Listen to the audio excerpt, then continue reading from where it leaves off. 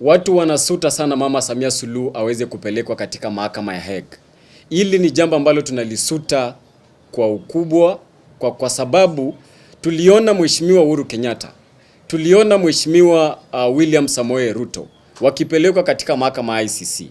Na Wakenya walipata taabu sana, manake hiyo it's a foreign land, ni nchi ya wazungu. So tungependa, manake Tanzania kama lazima watu waende katika makoti, Tanzania ndiye iko na the East African Court of Justice. So kama ni lazima watu wapelekwe katika mahakama, tunaomba watu wapelekwe katika mahakama ya Tanzania. Lakini sioni vile jinsi tutafika hapo, manake Mama Samia Suluhu already ashasema watu waweze kukaa chini, watu waweze kuongea, waweze kusonga mbele.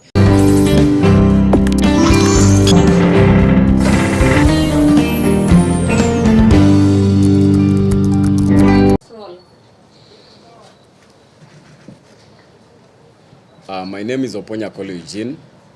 I'm the founder and CEO of Zalendo Movement Africa.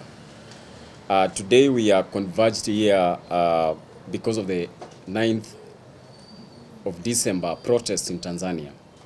And I'm going to read this statement to see what has been happening and also to call for calm amongst our brothers in the Tanzanian Republic. So I'll start. Call for calm, national unity and respect for dialogue ahead of 9th December 2025 events.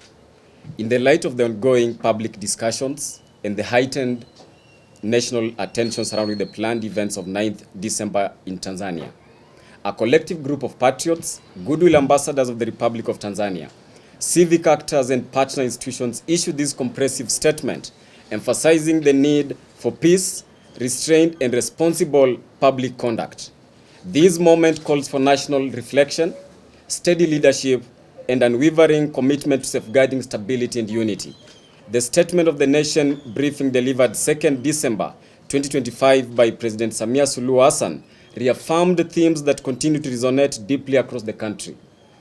National cohesion, collective healing, and the shared responsibility of citizens to strengthen the nation through peaceful dialogue, mutual respect, of citizens to strengthen the nation through peaceful dialogue, mutual respect, and adherence to the lawful processes. The briefing highlighted the importance of resolving national challenges internally through established institutions, civic mechanisms, community leadership, inclusive engagement rather than through external interference or influence. As public conversations evolve and as the nation approaches 9th December, this statement elaborates on key areas requiring heightened attention. Peace, safety, and responsible conduct. The preservation of peace remains the foundation of national stability. Public safety should guide all individual and collective action during this period. All persons are encouraged to avoid confrontation, provocation, or actions that may escalate tension or disrupt public order. Maintaining a calm atmosphere is essential to protecting lives, safeguarding infrastructure, and upholding Tanzania's long-standing reputation as a pillar of peace in the region. Community leaders, elders, and institutions are urged to actively promote non-violence and discourage any behavior that may threaten national harmony. Adherence to legal and civic processes. Respect for the rule of law is not only a constitutional obligation, but a central pillar of social cohesion. The public is reminded to observe established laws, regulations, and guidelines governing public gatherings and civic expression. Cooperation with lawful authorities remains crucial in ensuring that public spaces remain safe and accessible to all. Civic expression must remain within the framework of peaceful, regulated, and responsible conduct that protects the rights and dignity of every individual. Legal processes exist to safeguard both security and democratic expression, and the observance strengthens national institutions. Third, constructive, inclusive, and informed national dialogue.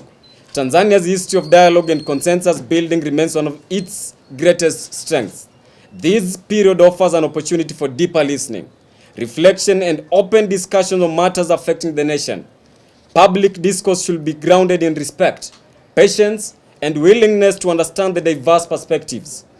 Issues relating to governance, social welfare, economic pressures, youth concerns, and community development are best addressed through structured, fact-based, and inclusive dialogue.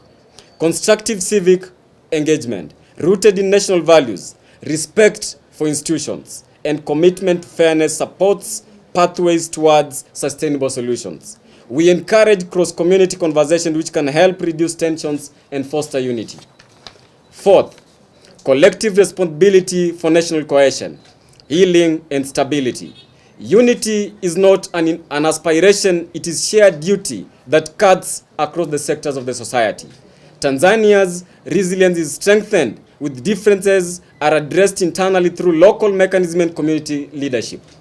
Healing requires acknowledging diverse experiences, respecting differing views, and working together to build a future that honors national values. Civil society, faith-based institutions, youth groups, and local leaders all play a vital role in promoting calm, understanding, and solidarity. The path forward relies on cooperation, empathy, and a recognition that national progress is a shared responsibility. Number 5, commitment to transparent, responsible, and verified information sharing. Reliable information is critical in moments of national attention. Media houses, journalists, digital creators, and community communicators are encouraged to uphold the highest standards of accuracy and professionalism. Misinformation, rumors, and unverified claims have the potential to heighten tension and should be actively countered. Civic actors should remain committed to offering timely updates and clarification through official communication channels to promote transparency and reduce uncertainty. The public is encouraged to seek information from trusted, verified sources to prevent the spread of speculation or false narratives. In conclusion, as the nation approaches 9th December 2025, all stakeholders, including community leaders, youth organizations, civil society bodies, faith-based institutions, professionals, and observers are invited to champion peace and uphold the values of national dialogue and unity. A calm and respectful environment is essential for meaningful engagement and for preserving Tanzania's long-standing heritage of stability, cooperation, and resilience.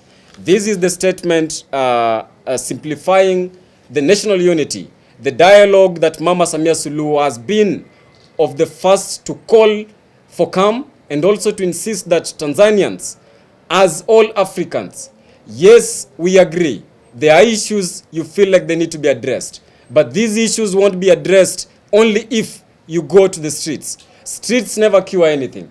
Streets demonstrations will not bring all the youthful employment we are seeking and asking as the Tanzanians. But dialogue amongst Tanzanians will change the trajectory that the country is taking, because Tanzania belongs to Tanzanians, and influence from external people or other countries should not be the reason or rather the path Tanzanians will take. So we ask all Tanzanians, please remain calm, please remain at home. You should not participate in the upcoming protest, and you should not listen to journalists who remain biased to make sure your country burns in flames.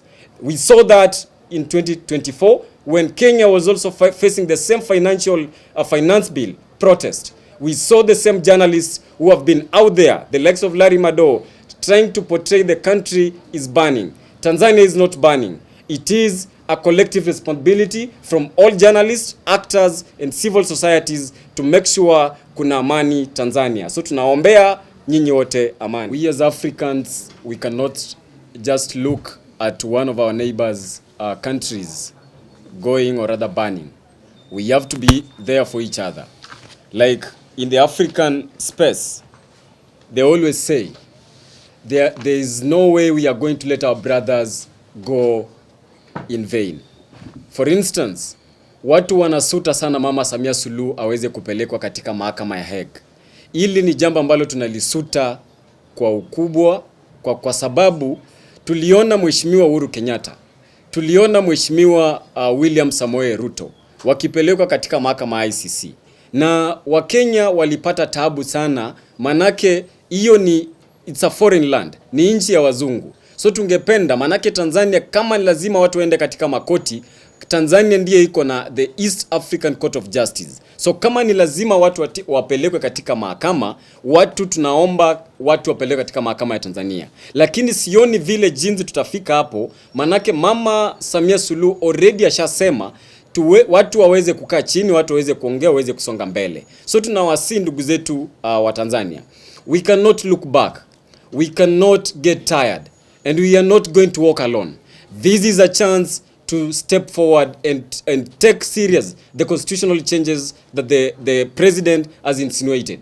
The moment mapinduzi ya katiba itaanza katika nchi ya Tanzania, kutakuwa na vitu mingi zitakuwa zimeweza kusaidiwa ili nchi iweze kusonga mbele. Hatuwezi sema nchi itasonga mbele kwa vurugu. Hatuwezi sema nchi itasonga mbele kwa watu kuchoma mali za watu, kwa watu kuuliwa, kwa sababu unajaribu kudanganywa na watu ambao wataishi katika hiyo nchi uende kufanya maandamano. Ukishafanya maandamano, umechoma petrol station ya mwenzako, wewe unasaidika vipi? Na ule ambaye amekuambia kutoka nchi nyingine, nchi jirani, yeye anasaidika pia vipi? So tafadhalini vijana wa Tanzania, before msutwe na wenzetu kutoka nchi ya Kenya, hizi nchi zingine, na waomba muweze kuelewa nchi itawabakia nyinyi. Sisi ni wazalendo wa nchi ya Kenya. Ndio maana tumekuwa tukikashifu mambo ya maandamano. So tunawaomba kwa dhati wa Kenya wenzetu, we cannot be the ones who are adding fire to our neighbors'